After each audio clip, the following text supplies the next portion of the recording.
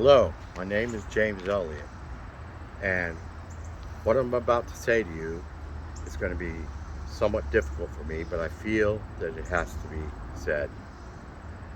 For 7 years, I was my mother's full-time caregiver, and during that time period, I helplessly watched her slowly die of Alzheimer's disease and dementia. Now, for several years afterwards, I didn't say anything about my experiences. I didn't talk to anybody about it. I pretty much kept silent because I didn't want to dredge up a lot of painful memories. And to be quite frank with you, I just wanted to get on with my life. Now, where the subject of charity drives are concerned, fundraisers and such, I would make a donation to Alzheimer's when it came up, and I would pat myself on the back and say, well done, James, Mom would like that. And that's pretty much how it was until recently, when I had what you would, or many would describe as a moment of self-realization. I don't know. I don't know if it really matters, but I knew at that time that I had to do something. I had to get involved somehow in the fight against Alzheimer's.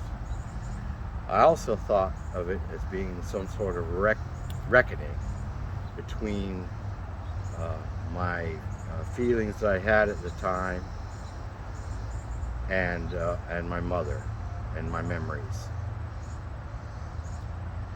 And that is why I'm standing before you now. I'm asking for your donations, and I'm asking for your support for this fundraiser that I'm so very proud to be a part of to help end Alzheimer's disease. This hideous disease can no longer be allowed to go on with its present course. Not for another day, not for another hour, not for another minute. There are just too many people out there that are suffering and dying slowly from this horrible disease. There are just too many people who are watching helplessly what is happening to someone they love and cherish so much, as I one time had to watch. I don't know if I can adequately describe the disease to you. Many of you, I'm sure, probably are already aware of what Alzheimer's is like in general. You're talking about a short-term memory loss. You're talking about people that no longer remember family members and friends. And in this, in particular, happened to me with my mother and myself. I'll never forget it for as long as I live. My younger brother was over, and he was coming by on one of his weekly visits to drop off some groceries and also to spell me for a couple of hours so I could go out, take a little walk, get some errands done. And when I came back and he was gone, my mother said to me, "He's such a nice boy." And I looked at her and I knew instantly that she had no clue who he was. For all she knew, he was just a friend coming by to sit down, watch the telly with her for a while, and chat it up with her. And that was pretty much it.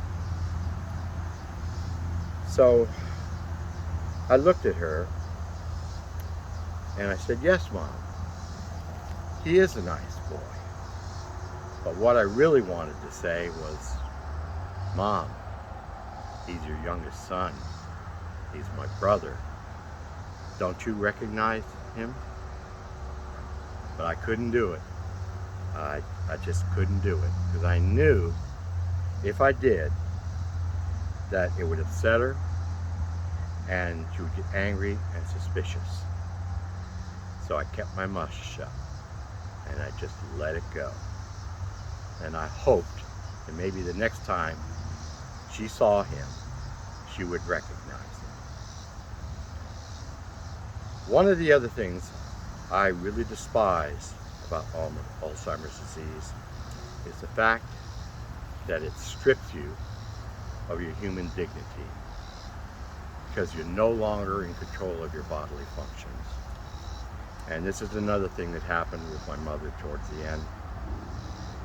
And I cannot tell you how many times I wanted to retch my guts out after having to clean up what had happened. It was just unbelievable. And that's the name of that tune.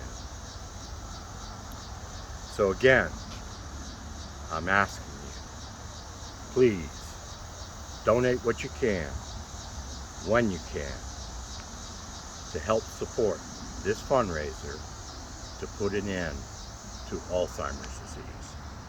And know this, your donations can and will make a difference in the lives of these most unfortunate people. God's own speed to all of you, and thank you very much for listening to me.